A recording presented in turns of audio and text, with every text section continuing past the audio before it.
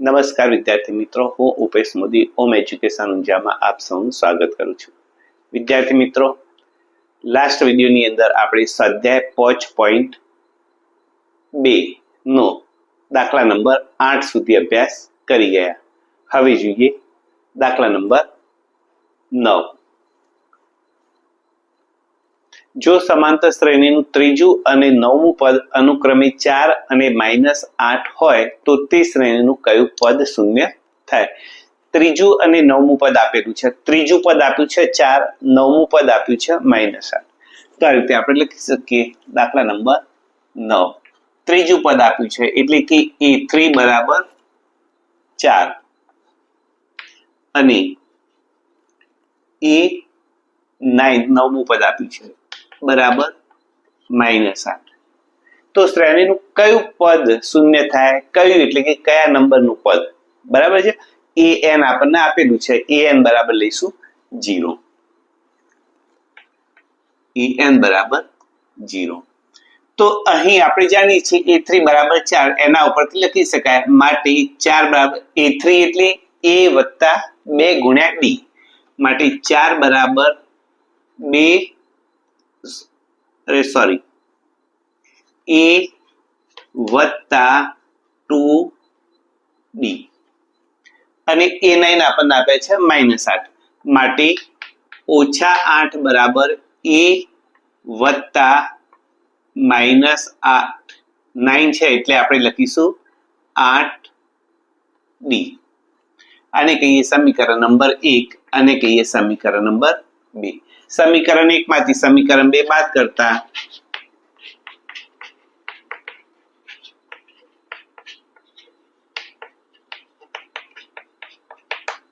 તો a વત્તા 2d is equal to 4 અને a વત્તા 8d બરાબર -8.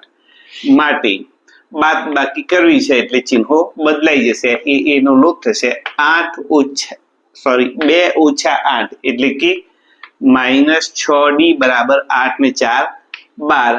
માટે d બરાબર 12 છેદમાં -6 એટલે કે -2. આ કિંમત આપણે કોઈ એક સમીકરણમાં મૂકીએ. સમીકરણ 1 માં મૂકતા આ કિંમત સમીકરણ 1 માં મૂકતા માટે a વત્તા 2d ના બદલે -2 બરાબર 4. માટે a હવે 2 ગુણ્યા -2 એટલે -4 અને -4 સામે જશે એટલે પ્લસ થશે એટલે કે 4 વત્તા 4 એટલે કે 8. માટે a બરાબર આપણને મળે છે 8. હવે આપણને કહ્યું છે કે કયા નંબરનું પદ શૂન્ય થશે? તો અહીંયા આપણે n શોધવાનું છે. આપણે સૂત્રનો ઉપયોગ કરીશું. an a વત્તા n-1 ઇન્ટુ d. an બરાબર 0 આપેલું છે. એ આપણને મળ્યા છે 8. n શોધવાનું છે અને d આપણને મળ્યા છે -2. માટે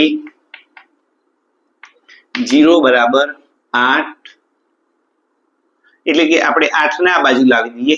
માટે -8 બરાબર n-1 ગુણ્યા -2. માટે -2 સામે જશે, છેદમાં જશે એટલે -8 છેદમાં -2 ઉડી ગયા 2 ચોક 8. માટે n-1 ઇઝ ઇક્વલ ટુ 4. માટે n બરાબર -1 સામે જશે એટલે પ્લસ થશે 4 1 5. માટે કહી શકીએ કે આ શ્રેણીનું પાંચમું પદ શૂન્ય થશે. તો લખી શકીએ અહીં પાંચમું પદ શૂન્ય થાય. આ થયો જવાબ. ત્યાર પછીનો દાખલો આપણે જોઈએ. દાખલા નંબર 10. કોઈ સમાંતર શ્રેણીમાં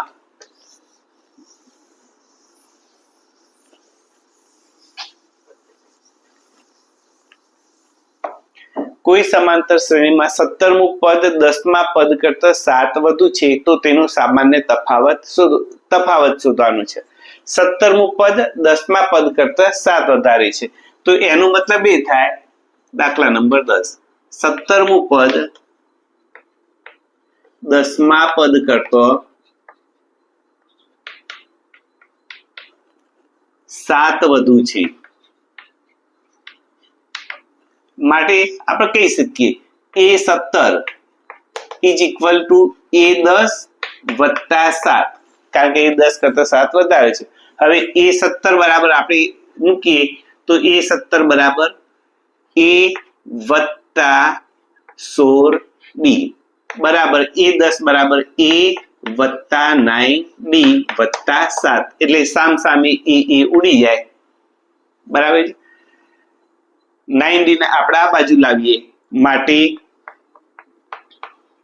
16D ઓછા 9D બરાબર 7 અને 16 માંથી 9 જાય તો 7 માટે 7D બરાબર 7 માટે D બરાબર 7 ભાગ્યા 7 માટે D બરાબર 1. તો સામાન્ય તફાવત કેટલો થશે માટે સામાન્ય તફાવત D બરાબર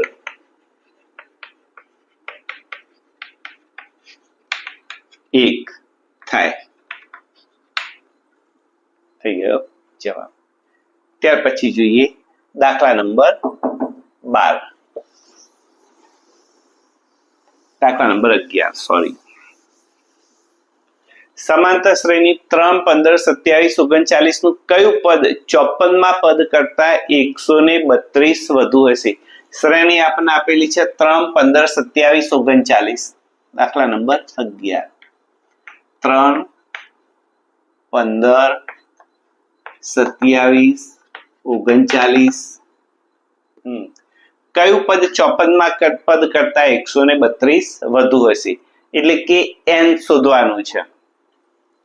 તો અહીંયા જોઈએ a બરાબર આપણને મળશે 3, તફાવત d બરાબર મળે છે 15 ઓછા 3 એટલે કે 12 બરાબર છે. અને અહીંયા આપણે ધારી લઈએ કે ધારો કે n નું પદ 54મા પદ કરતા 132 વધુ છે. ધારો કે n નું પદ 54મા પદ કરતા 132 વધુ છે માટે an બરાબર તો આપણને કહ્યું છે 54મા પદ કરતા એટલે કે A54 વત્તા 132 માટે an બરાબર a વત્તા n માઇનસ 1 ઇન્ટુ d બરાબર A54 એટલે લખી શકીએ a વત્તા 53 b વત્તા 132 A54 નું સૂત્ર અહીંયા મૂક્યું an નું સૂત્ર આપણે અહીં મૂક્યું. સામસામે એ ઉડી જાય બરાબર માટે n માઇનસ 1 d ની કિંમત આપણે મેળવી લીધી છે. d બરાબર મળ્યા છે આપણને 12 બરાબર 53 d ની કિંમત આપણને મળી છે 12 વત્તા 132 માટે 132 એટલે કે એના હવે પાડીએ તો 12 ગુણ્યા 11 132 થાય. તો માટે n માઇનસ 1 ગુણ્યા 12 બરાબર 53 12 વત્તા 12 ગુણ્યા 11 માટે n માઇનસ 1 છે ગુણ્યા 12 ઇઝ ઇક્વલ ટુ 12 આપણે સામાન્ય કાઢી દઈએ માટે વધશે 53 વત્તા 11 સામસામે 12 ને આપણે ઉડાડી દઈએ માટે n માઇનસ 1 બરાબર 53 વત્તા 11 માટે માઇનસ 1 સામી જાય એટલે 11 ને 1 12 માટે n એટલે કે 53 વત્તા 12 એટલે 12 એટલે 3 ને 2 5 અને 5 ને 1 6 તો n બરાબર 65. 65મું પદ 54મા પદ કરતા 132 વધુ હશે એવું આ ગણતરી પરથી આપણે કહી શકીએ. ત્યાર પછી જોઈએ દાખલા નંબર 12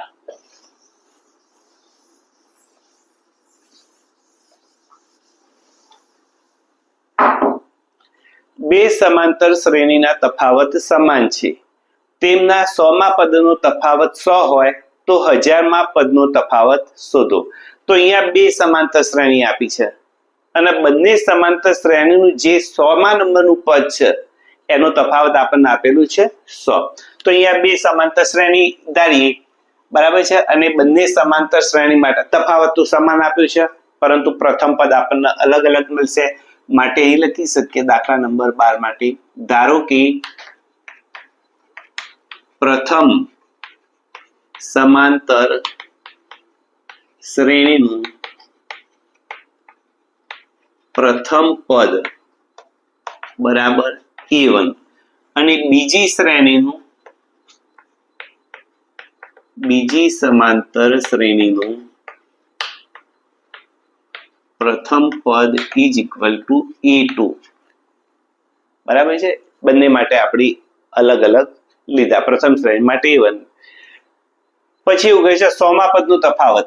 તો પ્રથમ શ્રેણીનું 100મું પદ જોઈએ, માટે પ્રથમ શ્રેણીનું 100મું પદ એટલે કે a પ્રથમ શ્રેણીનું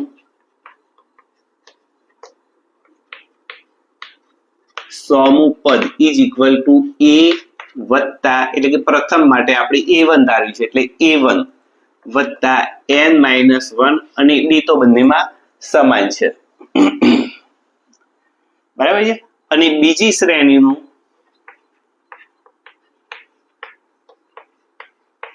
100મું પદ બરાબર a2 વત્તા n-1 ઇન્ટુ d. હવે બંનેના 100મા પદનો તફાવત કેટલો આપ્યો છે? આપણને 100 આપ્યો છે. એટલે કે જે પ્રથમ શ્રેણી છે એમાંથી બીજી શ્રેણી બાદ કરીએ તો આપણને 100 મળશે. તો અહીંયા લખી શકીએ તફાવત બંને શ્રેણીના 100મા પદનું તફાવત બરાબર 100 આપેલ છે. માટે a1 વત્તા n-1 into d minus a2 વત્તા n-1 ઇન્ટુ d બરાબર 100 તફાવત આપ્યું છે એટલા માટે. માટે a1 વત્તા n-1d minus a2 minus n-1d બરાબર 100. તો n-1d પ્લસ n-1d માઇનસ માટે બંને કેન્સલ થઈ જશે. માટે a1 માઇનસ a2 બરાબર 100 આપણે લખી શકીએ. આને કહીએ પરિણામ નંબર 1. તો હવે શું કહ્યું છે? 1000મા પદનો તફાવત શોધો. તો જેવું આ પ્રથમ પદનું કર્યું જેવું આપણે 100મા પદ માટે કર્યું એવું 1000મા પદ માટે કરીએ. પ્રથમ શ્રેણી માટે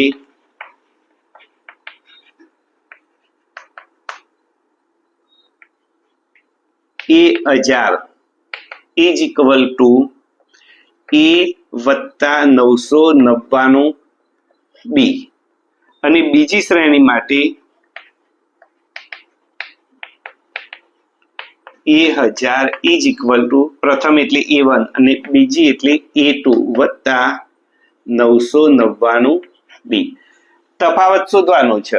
તો તફાવત એટલે પ્રથમ શ્રેણીમાંથી બીજી શ્રેણી બાદ કરીએ એ તફાવત શોધીએ આપણે. હવે 1000માં બંને શ્રેણીના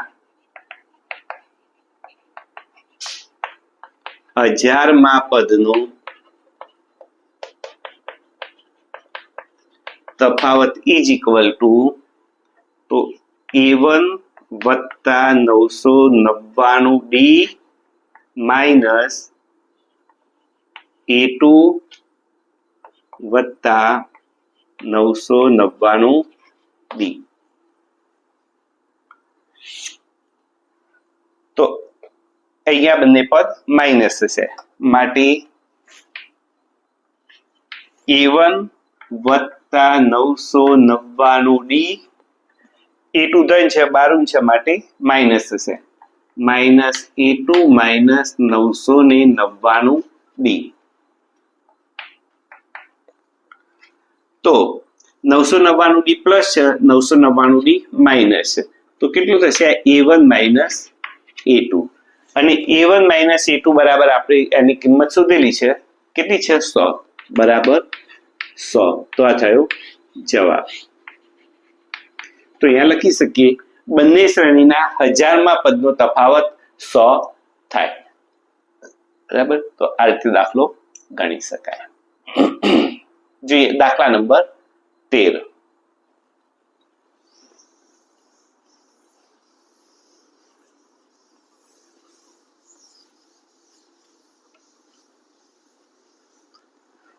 તો કહ્યું છે 3 અંકની કેટલી સંખ્યા 7 વડે વિભાજ્ય હશે? તો 7 વડે વિભાજ્ય 3 અંકની નાનામાં નાની સંખ્યાથી માંડી 3 અંકની મોટામાં મોટી સંખ્યા વચ્ચે જેટલા 7ના ગુણિતો હોય એ બધા જ લખવા પડે. તો કઈ રીતે ચેક કરીશું? આ રીતે કરી શકાય. દાખલા તરીકે 3 અંકની એક તો નાનામાં નાની સંખ્યા 100, તો કાચા કોમમાં આપણે કરીએ 100 ભાગ્યા 7, 7 એકા 7 થાય એટલે 3, 7 ચોક 28 એટલે 2, 14 સીતા 98. જો 14 વડે ગુણાકાર કરીએ તો આપણને 98 મળે છે, માટે 15 વડે ગુણાકાર કરીએ તો 15 ગુણ્યા 7 બરાબર 105. તો સૌથી નાની સંખ્યા આપણને કઈ મળશે? 105.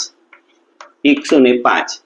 ત્યાર પછી હવે સૌથી મોટી સંખ્યા જોઈએ. તો સૌથી મોટી 3 અક્ષરની સંખ્યા 999 અને 999 ને 7 વડે ભાગીએ 7 એકા 7 થાય એટલે 2, 7 ચોક 28, 7 દુના 14 એટલે 19 માંથી 14 જાય એટલે કે 5.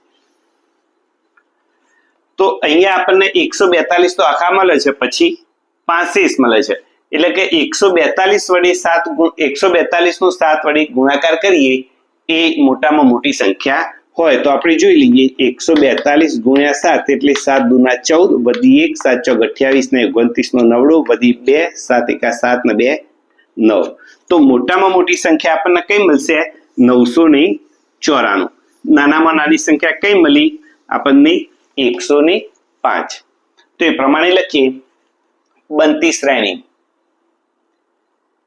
ચલો અહીં દાખલા નંબર 13. અહીં બનતી શ્રેણી સમાંતર શ્રેણી લખી.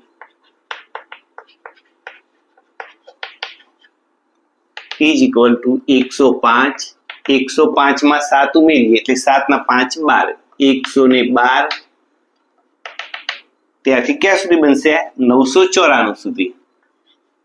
994. તો આ થઈ ગઈ સમાંતર શ્રેણી, જેનું પ્રથમ પદ આપણને મળી ગયું 105.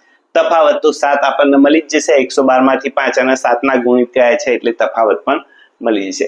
અહીં કહ્યું છે કેટલી સંખ્યા, મતલબ સંખ્યાઓ શોધવાની છે. કેટલી સંખ્યાઓ, કુલ આંકડો શોધવાનો છે, મતલબ n શોધવાનો છે. બરાબર છે. તો ચલો અહીંયા વિગત લખીએ આપણી. a બરાબર 105, સામાન્ય તફાવત d બરાબર 112 માઇનસ 105 બરાબર 7. હવે an is equal to a વત્તા n માઇનસ 1 ગુણ્યા d બરાબર an બરાબર 994. છેલ્લું પદ છે એને આપણે શું કહીશું? an. માટે 994 બરાબર પ્રથમ પદ એ આપણને આપ્યું છે 105 વત્તા n માઇનસ 1 અને d આપણને મળ્યો છે 7. હવે 194 105 આ બાજુ આવશે એટલે કે 994 માંથી આપણે 105 બાદ કરીએ એટલે 9 ને 5 14, 8 માંથી 0 જાય એટલે કે 8 અને 8 માંથી 1 જશે, અરે સોરી 9 માંથી 1 જશે એટલે કે 8. માટે આપણને મળશે 889 બરાબર n માઇનસ 1 ઇન્ટુ 7. માટે 7 ના આપણે આ બાજુ લઈ દઈએ તો 889 ભાગ્યા 7.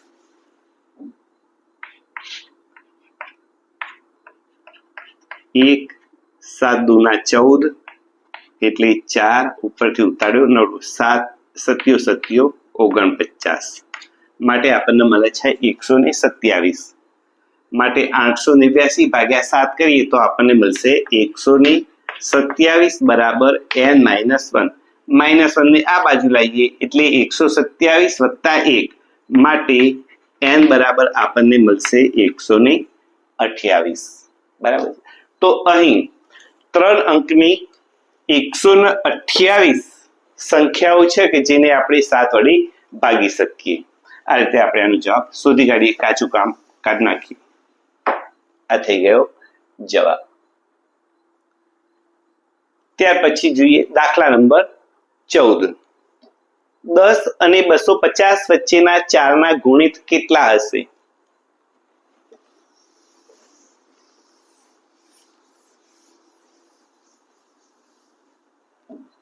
ચલો 10 પછી ગયું છે અને 250 ની, તો 10 પછી તો આપણને ખબર છે 4 તરી 12, 11 4 નો ગુણિત નથી.